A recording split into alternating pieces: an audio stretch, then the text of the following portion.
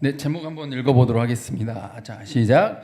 인간에게 행하신 특별 섭리. 네, 우리 섭리에 관해서 말씀 듣고 있었죠. 그래서 하나님의 삼위일체는 일단 인간의 영역 안에서는 어느 정도 조금만 이해할 뿐 전체적으로는 신비의 영역이다, 이렇게 말씀을 드렸습니다. 좀 비슷한 거는 이분 세 분이 한 분이시지만 우리 인간은 좀 비슷한 구석이라도 남자와 여자 둘이 한 몸을 이룬다, 이런 또 신비가 닮아 있는 구석이 있는 거죠. 그러나 전체적으로 다 이해할 수도 없고, 그리고 이 땅에 있는 그 어떠한 것도 하나님과 동등한 존재, 동일한 모습이 원리가 없습니다. 오직 하나님 한 분 홀로 존재하시는 거죠. 신비 영역이다, 이렇게 말씀을 드렸습니다.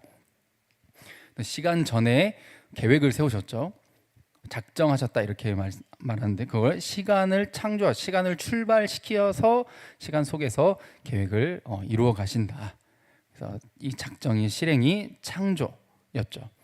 그리고 적합하지 않은, 이걸로 이걸 만든다고, 갈비뼈로 여자를 만든다고, 흙으로 사람을 만든다고 하면서 좀 적합하지 않은 재료 말씀을 드렸죠. 죄인으로 구원받는 의인을 만든다고, 이런 맥락 속에 있다고 말씀을 드렸습니다.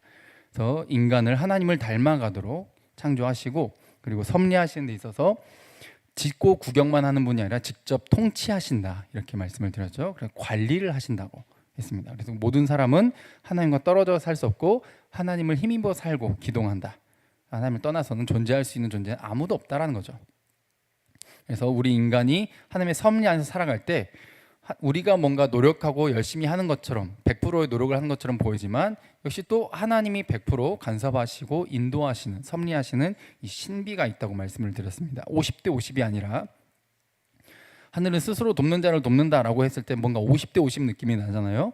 근데 그게 아니라 100대 100이라는 거죠. 우리도 하고 하나님도 하신다. 그래서 우리의 삶 속의 모든 것을 합력하여 선을 이루시는 하나님, 이게 섭리의 내용으로 우리가 지난 시간 살펴봤습니다. 근데 오늘 내용은 이 인간에게 여러 가지 섭리 중에 이제 특별 섭리가 있죠. 전에 일반 섭리가 있고 특별 섭리가 있다 그랬는데, 인간에게 특별 섭리로 이렇게 가르치시고 언약을 해주셨는데, 그것에 대해서 살펴보려고 해요. 먼저 권선징악 아시죠? 권선징악. 선을 행하는 것, 그리고 악을 행하면 벌 받는다. 선을 행하면 뭘 받고 복을 받고, 악을 행하면 벌을 받는다, 이런 이제 개념이죠. 그래서 여러 가지 어릴 때부터 전래동화, 흥부와 놀부, 그렇죠? 막 주걱으로 뺨 때리면은 나중에 막 벌 받고, 그러나 그래도 착하게 살면은 복을 받고, 콩쥐팥쥐도 그렇죠. 괴롭히는 인간이 있고, 착하게 그래도 괴롭힘 당하다가도 역전이 일어나는, 뭔가 인생 역전, 신데렐라, 그렇죠. 유리구두 벗어놓고 갑자기 왕자랑 결혼을 해요. 말 같지도 않은 내용이죠. 그러나 그런 내용들이 전부 뭐예요? 좀 권선징악적인 이런 의미를 담고 있다라는 겁니다. 근데 과연 그러냐? 권선징악이라고 하는 것을 사람들이 그렇게 되기를 바라는 마음이 모두에게 있어. 이건 하나님이 우리에게 주신 마음이에요. 양심이라는 거죠. 눈엔 보이지 않지만 모든 사람에게 양심이라는 게 있고, 그래서 문화는 다 달라도 법적으로 봤을 때 이 10계명의 개념들이 모든 문화 속에 녹아 들어가 있어요. 권선징악이 이루어지기를 바래. 근데 실제로 삶을 살다 보면 권선징악이 이루어지지 않는다, 이 말이죠. 나에게도 이 세상에게도 그렇게 되길 바라지만, 그래서 막 드라마를 보면은 왜 착한 주인공은 늘 고통을 당하지? 걱정 마, 나중에는 좋은 결과가 올 거야. 그래서 딱 드라마를 보면 어때요? 그래도 우리가 사이다라고 하잖아요. 사이다. 그래, 역시 저놈은 잘못될 줄 알았어, 라고 막 좀 그런 내용들을 보고 싶은 거죠. 원래 작가의 의도랑 상관없이 요즘은 또 사람들이 뭘 원해? 권선징악을 원하니까 막 항의를 올려가지고 살려내라, 막 저 주인공 살려내라, 막 이래가지고 막 내용이 바뀌는 경우도 생기기도 하죠. 사람들의 마음속에 드라마를 봐도 내용 속에 착한 사람은 복을 받고 나쁜 사람은 벌을 받는다. 근데 이 아이가 뭐라 그래요? 그럼 나도 착하니까 내일 시험 잘 보겠다. 정말 이상하게 적용을 하는 거죠. 전혀 상관없는, 이 핀트가 맞지 않고 맥락에 맞지 않는, 그런데 참 세상에 아픈 사람이 참 많아요. 저런 사람들이 생각보다 많다라는 거죠. 권선징악적인 걸 이야기를 하면은 자기 인생에 정확하게 적용시키는 게 아니라 이상하게 적용을 하는 경우가 있다는 거죠. 하나님의 말씀에 나타난 여러 가지 내용들도 마찬가지예요. 성경은 우리에게 밸런스를 가르쳐요. 반드시 이렇게 된다. 그런 내용이 우리 삶 속에서 모순적인 모습으로 나타날 때가 참 많이 있다는 거죠. 그게 욥에서 잘 나와요. 욥기에 보시면 욥은 정말 착하고 선하고 뭐 우리로 치면은 예배 한 번도 안 빠지고 뭐 11조 뭐 헌금 뭐 봉사 이런 거 한 번도 안 빠지고 정말 최선을 다해서 했던, 하나님을 섬기는 데 있어서 정말 작정하고 했던 사람이에요. 그런데 어떤 일이 일어나요? 고난을 받더라. 고난을 받아가지고 막 마누라 도망치고 막 자식들 죽고 막 몸은 막 병 걸려가지고 막 피부병 때문에 가려워서 막 긁고 난리가 났지만 그냥 꼴이 말이 아닌 거예요. 그렇게 화려하고 삐까뻔쩍하고 잘 나가던 욥이 한순간 그냥 진짜 눈 뜨고 못 빠질 정도로. 그래서 새 친구가 찾아옵니다. 새 친구가 찾아와가지고 뭔가 위로하는 척해. 위로하는 척하다가 뭐라 그래? 근데 가만히 생각해 보니까 세상은, 하나님은 권선징악적인 하나님이시잖아. 그러니까 네가 지금 이 꼴을 당한 거 보니까 분명 뭐가 잘못됐을 거야. 뭔가 네가 잘못한 게 있을 거야. 이제 이런 말을 하기 시작하죠. 욥기가 저번에도 말씀드렸지만 창세기의 그 아브라함 시대 때 사람입니다. 욥은 굉장히 오래된 책 중에 하나예요. 욥기는 삶 속에서 마주하는 인생, 세상에 살아가다 보면 마주하는 뭐를 만나? 모순적인 걸 만난. 하나님 분명 선하고 정의로우신 분인데 왜 나는 지금 이런 억울한 일을 당하지? 심지어 새 친구 찾아와가지고 욥한테도 너 분명 뭔가 죄를 지었으니까 이 꼴을 당하는 거지. 빨리 회개해라. 욥은 억울하잖아요. 나 진짜 그럴 만한, 그래 내가 뭐 모르게 죄를 지을 수 있지. 누구나 죄를 지으니까, 완벽한 사람은 없으니까. 그런데 내가 진짜 마누라 도망치고 내가 이렇게 진짜 불치병에 걸리고 자식들도 한날에 그냥 그 많은 자식들이 한순간 다 죽어버리고 이럴 만큼 벌을 받아야 되는 그렇게까지 잘못을 한 경우는 없다고 생각한다 나는. 라고 하니까 새 친구가 어떻게 말해요? 봐 이거 뭐 교만해가지고 그냥 빨리 회개는 못할 망정, 이렇게 말을 해버린다는 거죠. 그러니까 이걸 보면 어때요? 항상 그런 것이 아니다. 권선징악이, 심지어 하나님이 지으신 세상임에도 불구하고, 물론 선악과 이후로 망가졌기 때문에 그렇지만 그게 적용되는, 항상 그렇게 되는 게 아니다 라는 거죠. 그런데도 불구하고 우리는 신앙생활을 할 때 어떻게 생각할 때가 많아요? 내가 이렇게 했으니 하나님 이렇게 해주세요 라고 할 때가 많아요. 내가 이만큼 이렇게 노력했으니 이런 결과를 주세요. 내가 이렇게 큐티를 했으니 오늘 하루가 아무런 문제가 없게. 오늘 내가 이렇게 기도 생활을 했으니, 내가 새벽 기도를 했으니, 내가 11조를 했으니, 내가 헌금을 했으니, 내가 봉사를 했으니, 헌신을 했으니, 내가 교사를 했으니, 찬양대를 했으니. 거래를 하려고.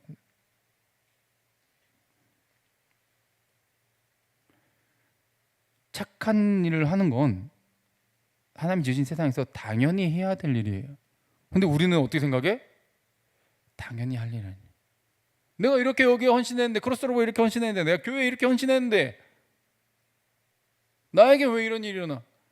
이게 무의식적으로 무슨 생각을 한다는 거예요? 이게 다 거래라고 생각을 하는 거예요. 내가 값을 지불했다고 생각하는, 거래는 뭐예요? 값을 지불했다는 거예요. 내가 값을 지불했다는 것은 저 그림처럼 내가 이만큼의 돈을 지불했으니 이 집은 이제 제 겁니다.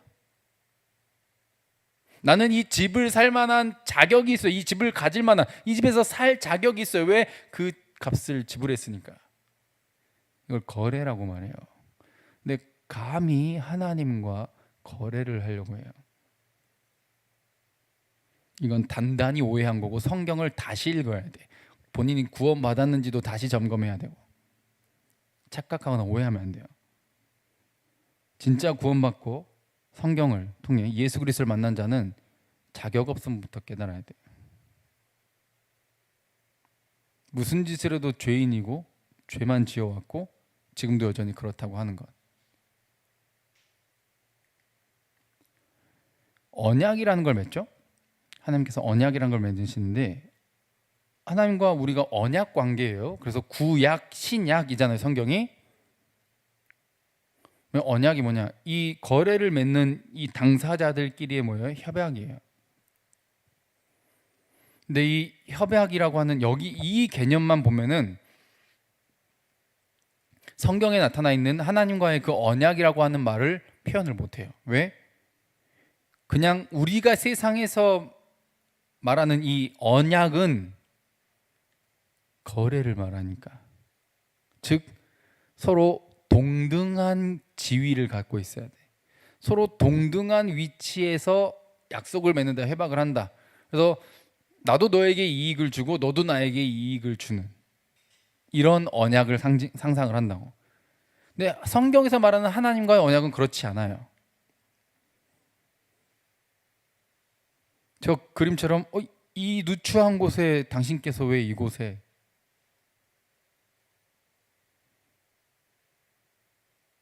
정말 여러분들 어떤 높은 사람, 어떤 유명한 사람을 생각해도 좋습니다. 그보다 더 높으신 분이시니까.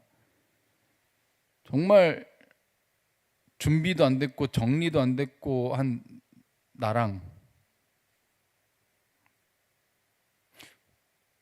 당신 같은 분이 왜 저랑 친구하려고 하죠? 왜 저랑 사귀려고 하죠?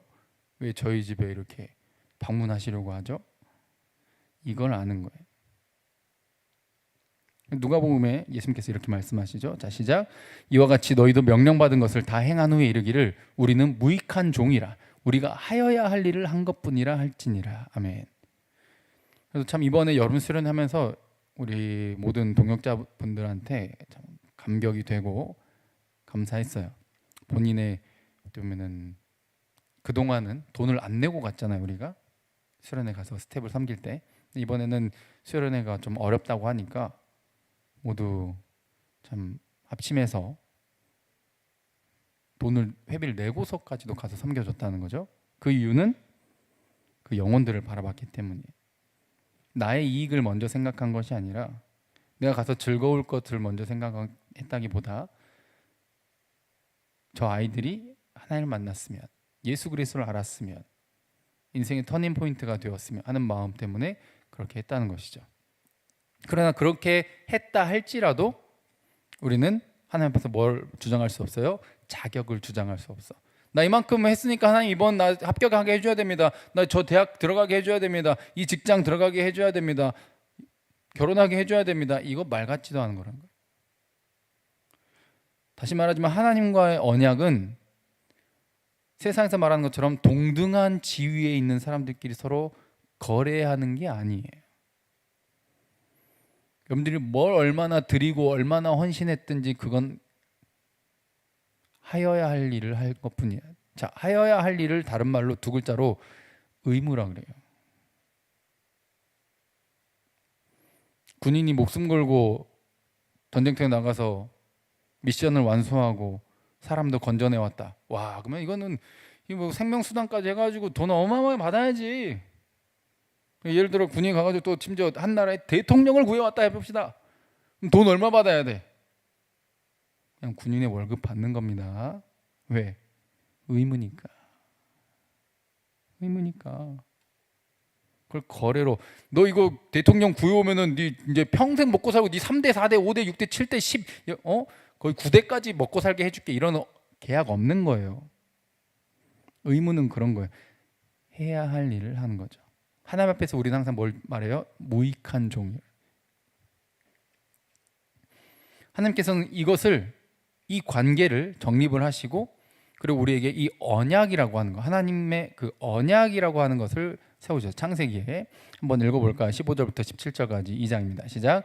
여호와 하나님이 그 사람을 이끌어 에덴 동산에 두어 그것을 경작하며 지키게 하시고 여호와 하나님이 그 사람에게 명하여 이르시되 동산 각종 나무의 열매는 네가 임의로 먹되 선악을 알게 하는 나무의 열매는 먹지 말라. 네가 먹는 날에는 반드시 죽으리라 하시니라. 아멘.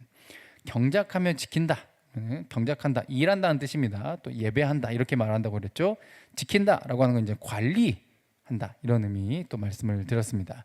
그래서 이 에덴 동산을 만드시고 사람을 만드시고 거기에 두신 다음에 일하고 관리하게 또 하나님을 닮아서 창조적인 능력으로 뭘 개발하고 이렇게 잘 살게끔 하셨어요. 16절 내용은 다 누려라, 마음껏 누려라 라고 허락을 해주셨어요.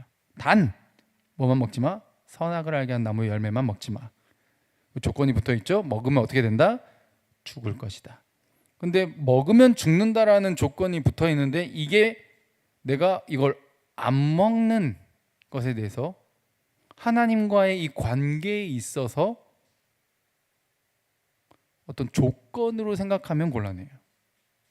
선악과를 안 먹는 건 의무여야 하지 조건이 아니에요. 이게 조금 어려울 수도 있는데, 선악과를 먹는 건 뭐가 아니라고요? 조건이 아니에요. 의무예요. 이게 바로 하나님이 통치권을 행사하시는 방법이에요. 하나님이 세상을 창조하시고 섭리한다 그랬죠. 그리고 사람을 통해서 일하시는데 이 사람을 통치하시고 섭리하세요. 근데 우리의 뭐를 통해? 순종을 통해서 우리에게 뭘 주신다? 영생을 누리게 하신다. 다시, 뭐를 통해? 순종을 통해 뭐를 누린다고요? 영생을 누리게 하신다는 거예요. 이게 하나님의 통치권 행사예요. 세상을 통치하신다는 거예요. 이 하나님은 주권자예요. 하나님이 선택하고 하나님이 결정해. 넌 순종해 하면 우리는 의무니까 하는 거예요. 의무니까 했더니 하나님이 뭘 누리게 해줘요? 영생을 누리게 해줘요. 선악과를 안 먹어야 동산 각종 나무의 열매를 먹는 게 아니에요. 잘 보셔야 돼요. 선악과를 안 먹어야 저 모든 나무 열매를 먹는다? 이 순서가 아니라고. 먼저 먹게 해주는 거예요. 모든 걸 누리게 해주는 거예요. 뭐 안에 있을 때? 순종 안에 있을 때. 그래서 순종은 어떤 복을 누리는 수단이지 영생을 얻기 위한, 복을 얻기 위한 조건이 아니에요.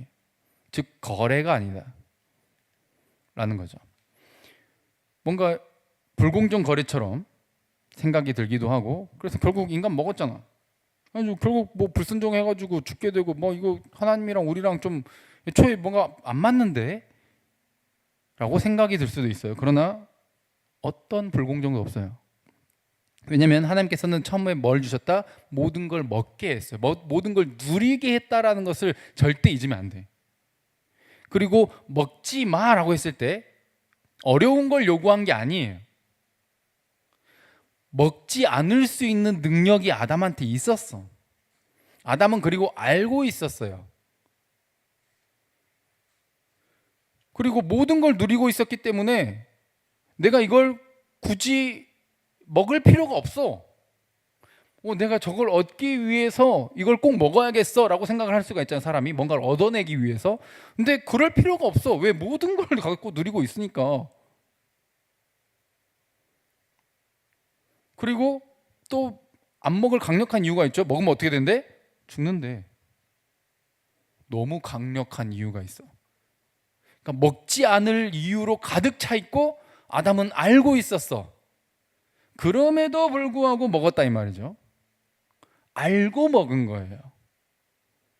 단 하나, 하나님 말을 거절하기 위해서, 거역하기 위해서. 그래야 지금의 내 위치와 현재 누리고 있는 것에 만족하지 않고 하나님이 정해준 그 한계선을 뚫어내는 것 같거든. 이겨내는 것 같거든. 그게 사탄이 유혹한 뭐예요? 너가 하나님처럼 된다는 말이에요. 그 누구의 간섭도, 그 누구의 명령도, 지적도 너에게 해당되지 않아. 네 마음대로 해. 네 살고 싶은 대로 해. 선택하고 싶은 대로 살아. 라는 그 말이 모든 이유로 충만했건만, 모든 걸 누리고 있었건만, 전혀 부족함이 없었건만, 우울함도 없었건만 먹은 거예요. 그러니 절대 우리가 이제 죄와 비참함에 빠져들고 죽고 지옥 가게 된 건 절대로 불공정한 상황이 아니에요. 의지적으로 일부러 계획적으로 하나님을 내 인생에서 지워버리고 싶었던 거죠. 이것을 이런 예시로 설명할 수 있습니다. 생명 언약 혹은 행위 언약, 먹냐 안 먹냐라는 그런 행위 가지고 했기 때문에 이렇게 행위 언약이라고도 부르긴 하는데, 선악과를 먹지 않으면 뭐예요? 영생을 누리는 거죠. 근데 이게 의무라고 했습니다. 조건이 아니라고 말씀을 드렸어요. 자, 한 개가 있습니다. 간식을 줘요. 간식을 주기 전에 앉아 라고 하고 간식을 줘요. 개를 키워보신 분들은 압니다. 저도 개를 키워봤기 때문에. 굳이 뭘 시켜요? 앉아. 애기들한테도 어때요? 처음 보는 애기지만 내가 뭔가 이렇게 간식거리를 가지고 있어. 그러면 주세요 해봐. 막 이런 거를 시킨다고요. 자, 이때 앉아라고 했어가지고 저 개가 앉았어요. 그러면 저 개가 저 주인의 말을 듣고 순종한 것이 저걸 먹기 위한 조건이냐? 누군가는 조건이라고 생각을 하거든. 아니요, 수단이에요. 왜냐하면 저 개는 본인이 선택하지 않았어. 애를 앉아라고 시켜가지고 앉으면 줘야지 라고 마음을 먹은 건 주인이지 개가 아니야. 개가 선택할 수 있는 영역이 아니에요. 앉아라고 해가지고 줘야지. 그리고 이 주인은 뭐 하고 싶어? 주고 싶어? 주기 싫어? 주고 싶어. 주려고 시킨 거예요. 이게 정말 중요한 포인트입니다. 주려고 시킨 거예요. 그러면 선악과 먹지 마라고 한 건 영생을 주려고 시킨 거예요. 뭔가 이 선악과를 먹고 망해버려라, 죽어버려라, 니들 언젠가 먹을 수밖에 없을걸, 이 아니라 주고 싶은 마음으로 충만하신 거예요. 하나님의 형상으로 지음받은 이 인간에게 복을, 영생을 주고 싶은 거예요.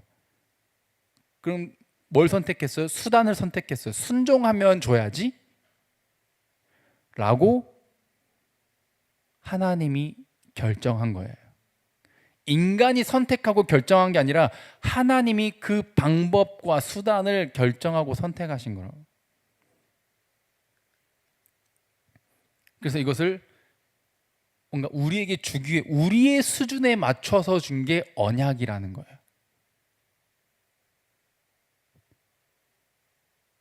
그래서 뭐 하셨다? 낮추셨다는 거예요. 자신의 인간 수준에 낮춰준 거예요. 참, 이 개한테 주는 것도 어때요?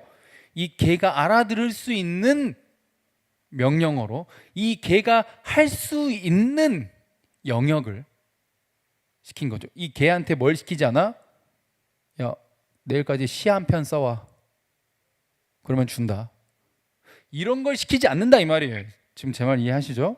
할 수 없는 걸 시킨 게 아니라 이 개가 할 수 있는 걸 시킨 게 언약이라는 형태로 우리에게 자신을 낮춰주셔서, 수준을 낮춰주셔서 맞춰주신 게 하나님의 사랑이라는 거예요. 주려고. 그러니까 절대로 대등하지 않아요. 하나님과 우리의 관계는 거래 관계가 아니에요. 내가 설사 뭔가 순종을 했고 뭔가를 해냈다 할지라도 이건 그걸 얻어낼 수 있는 자격을 얻은 게 아니에요. 그것에 대한 값을 지불한 게 아니에요. 그리고 뭔가를 얻었다? 그건 하나님의 선물이고 은혜인 거지. 난 해야 할 일만 했을 뿐이고. 왜? 의무니까. 의무를 행했는데 막 박수 쳐주고 말도 안 되는 보상을 주고 그럽니까? 우리나라 뭐 남성들 군대 갔다 오는 거 참 대단하고 박수 쳐줘야 되지만 그거 했다고 막 평생을 책임져 줍니까? 해야 할 일에 있어서 당연한 것을 했을 뿐인데 그것을 뭔가 자격 조건으로 거래, 특히 하나님과의 관계에서, 이것을 세상에서만 보는 게 아니라 하나님과의 관계에서 동등한 위치에서 거래로 생각하면 안 된다는 거죠. 하나님이 언약을 우리에게 해주셨다. 아담에게, 노아에게, 아브라함에게, 모세에게, 다윗에게 언약을 주셨다. 이건 하나님이 무슨 마음을 갖고 계신다? 복과 생명을 주고 싶은 거예요. 실패하고 또 실패하고 또 실패하고 또 실패하니까 하나님이 계속 뭐 하고 싶어? 또 결국은 새 언약이라고는 예수 그리스도를 통해서 새 언약을 주시는데, 그게 뭐 하려고? 복을 주고 싶어서, 결국엔 영생을 주고 싶어서.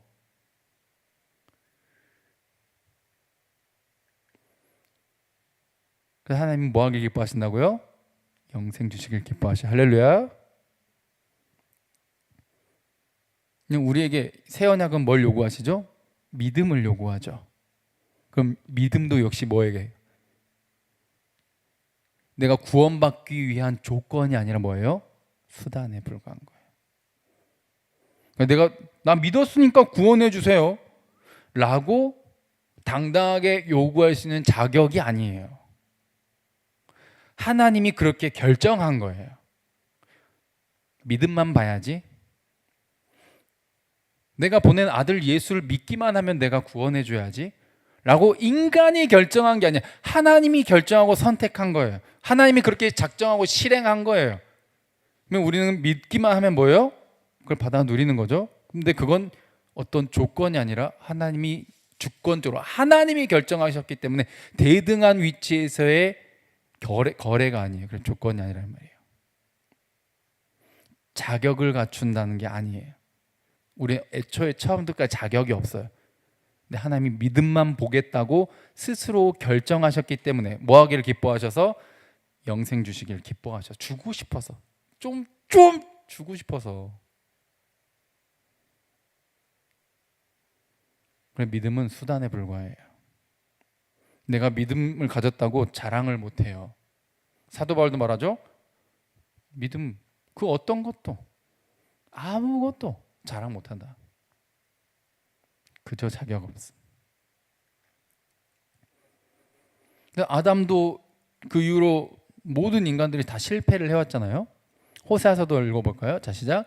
나는 인애를 원하고 제사를 원하지 아니하며 번제보다 하나님을 아는 것을 원하노라. 그들은 아담처럼 언약을 어기고 거기서 나를 반역하였느니라. 아멘.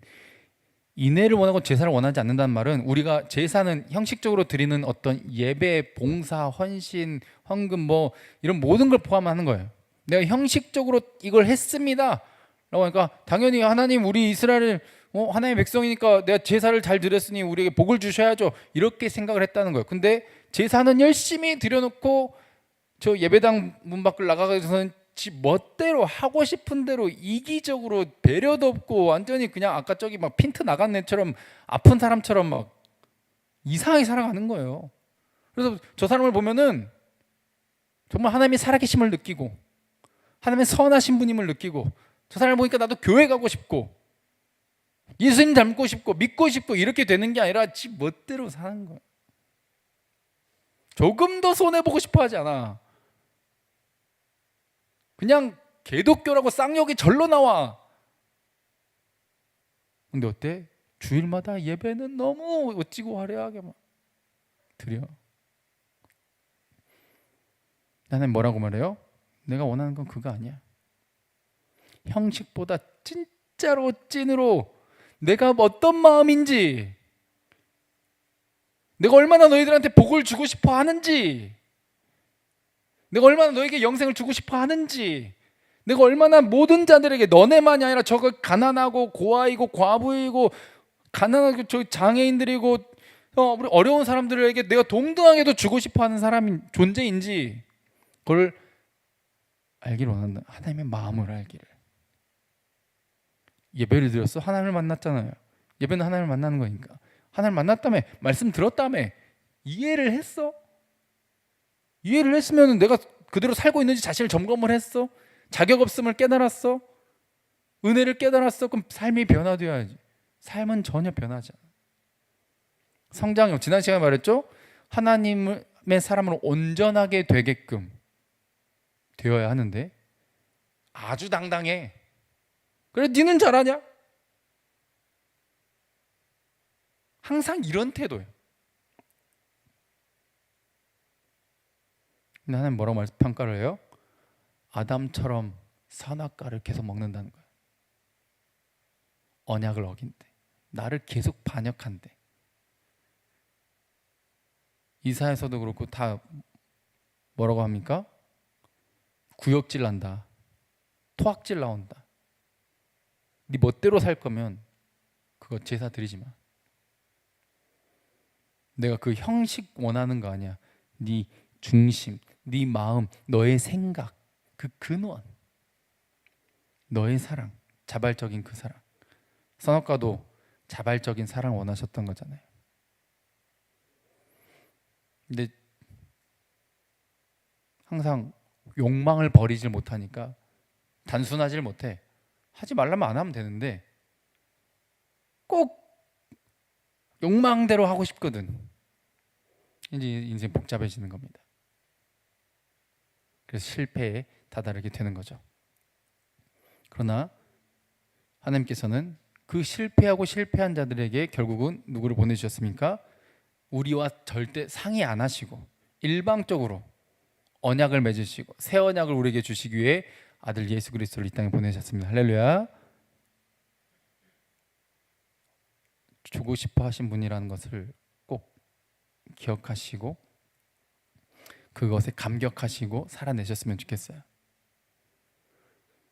우리를 결국 살리고 싶어 하시고 격려하고 싶어 하시고 너의 그 조건으로 내가 이렇게 해주는 게 아니라 너 이만큼 했으니까 내가 이렇게 해줄게가 아니라 거래가 아니라 조건, 거래가 아니라 그 의무 안에서 살아가게끔 하는, 당연히 의무니까 해야만 해. 그러나 그것을 자랑하지 않고 그대로 살아가고 싶은 마음이 있는, 이걸 진짜 찐 믿음이라고 하죠. 그 믿음으로 살아가는 자들. 오직 의인은 믿음으로 말미암아 살리라. 할렐루야. 그 믿음. 그 믿음조차도 자랑할 수 없는, 그리고 나의 수준에 맞춰서, 우리 인간의 수준에 맞춰서 그 높은 곳에서 모든 영광을 받으셔야 될 그분이 이 땅에 오셔서 우리의 수준이 되셔서 그리고 우리에게 죽임을 당하신, 죽어야만 끝나는 우리의 이 비참함을 건져내기 위해 자신의 생명을 내어주신, 주인이 개의 수준에게 맞춰줬던 것처럼 하나님이 우리가 볼 땐 정말 감격해야 되는 이유는 하나님은 훨씬 더 높고 차원이 상상할 수 없는 분이십니다. 그분이 우리는 정말 십자가가 아름답고 놀라운 그것이지만 하나님은 그게 뭐예요? 자신을 어마어마하게 낮추신 거예요. 그래서 그게 더 감동이 되는 거죠. 어떻게 사랑과 공의를 동시에 만족시키지? 정말 놀랍다. 맞죠? 십자가가 정말 기적 같고 너무너무 아름다운 거예요. 예수 그리스도의 그 이 땅에 오신 성육신과 그 희생과 부활하심은 무엇과도 바꿀 수 없는 정말 아름다운 거죠. 그러나 그게 뭐예요? 하나님이 우리에게 맞춰서 낮춰주신 거예요.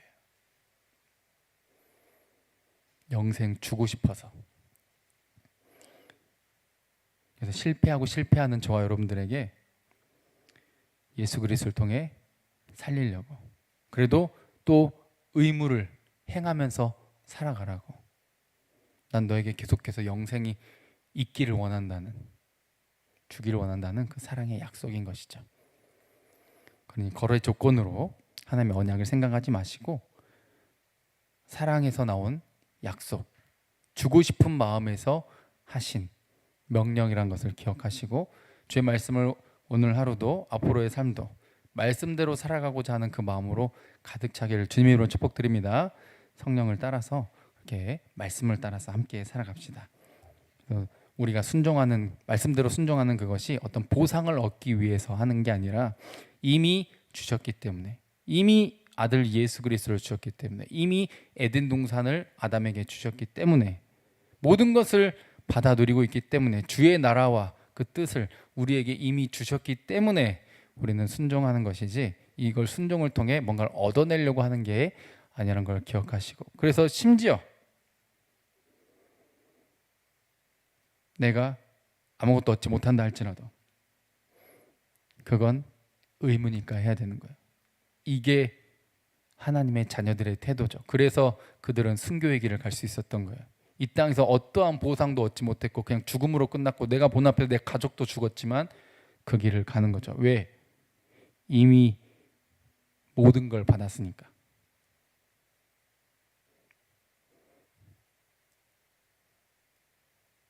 거래 조건으로 생각하지 않았다는 것이죠. 하나님도 우리에게 거래로 생각하지 않으시고 주고자 하는 마음에서 이 역사 속에서 작정하신 그 모든 것을 실행해 오셨다는 걸 기억하시고 은혜로만 살아가는 저와 여러분들 되길 간절히 바랍니다. 함께 찬양하고 기도하겠습니다.